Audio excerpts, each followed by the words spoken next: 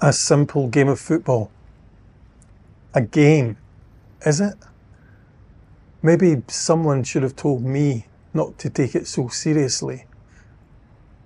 Why couldn't I just treat it like a game? Like everyone else? Why did I have to get so involved? Not content with getting us all fit, I still lent my services in taking my team to the park.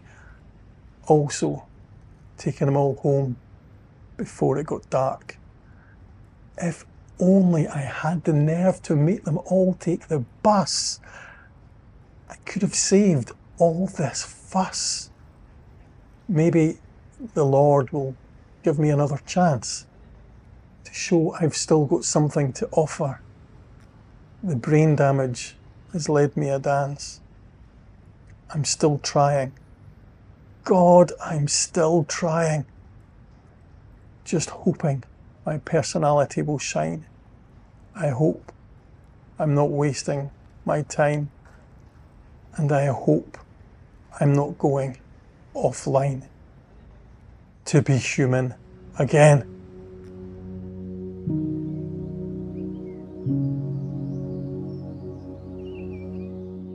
Your life can change in an instant. No one knows what lies ahead. On the morning of December 13th, 1980, 21-year-old Ross Edwards awoke with a sense of excitement. He had much to look forward to. His family were celebrating the arrival of a new baby. He was playing football in the afternoon and he had a romantic night planned with dinner at his fiancée's in the evening. It promised to be the perfect Saturday.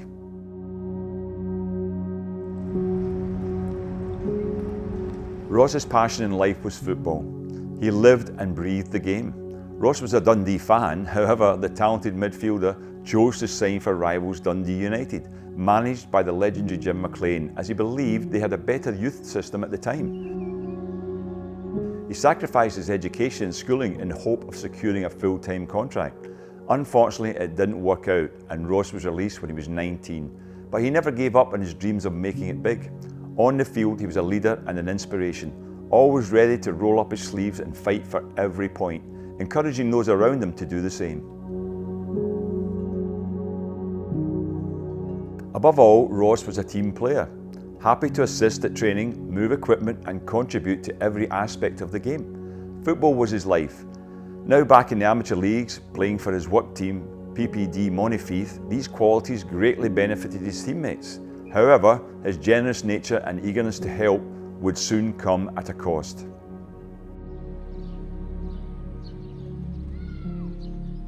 After finishing his game at Caird Park in Dundee, with his parents away for the evening welcoming their new grandchild into the world, Ross decided to head to his fiancée's for dinner.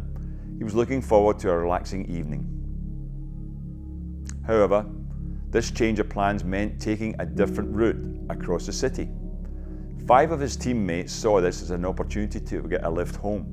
Ross was not keen to do this, but not wanting to disappoint anyone, Ross reluctantly agreed, and they all piled into his old Morris 1100. Minutes later, while travelling along the Kingsway, the weight of the passengers caused the back axle to snap and the brakes to fail. Ross lost control of his car and collided with a lamppost. He bore the full impact of his collision. His teammates walked away virtually unscathed. A fire crew had to struggle to free Ross and provide the medical attention he desperately needed. He was not expected to survive.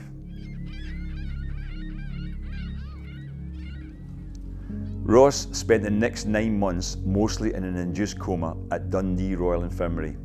He was left with permanent brain damage, no short-term memory and initially required a stick to walk, though he is now permanently confined to a wheelchair.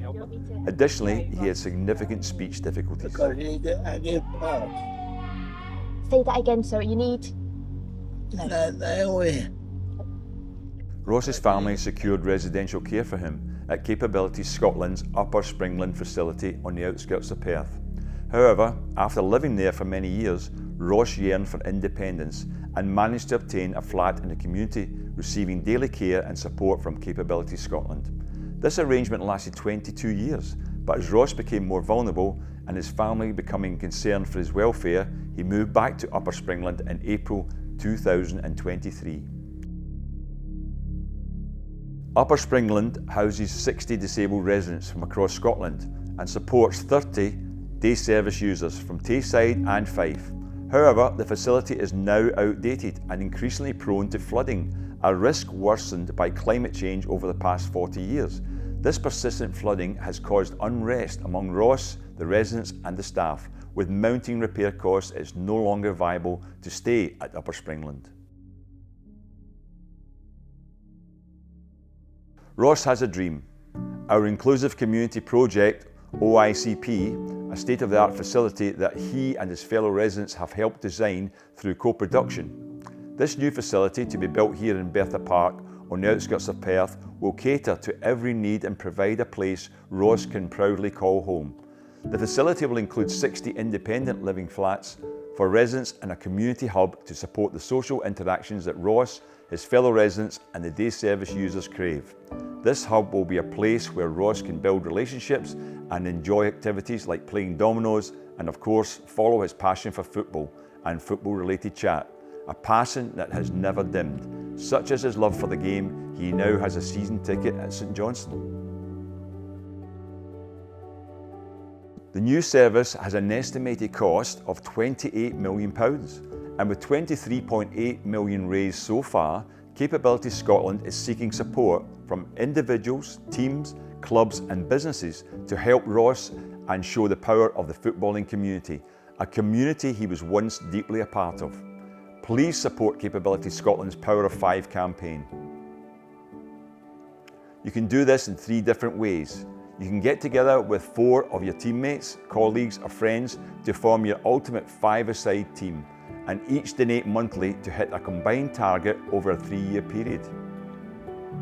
As a club or business, you can pledge to raise a set target over a 3-year period.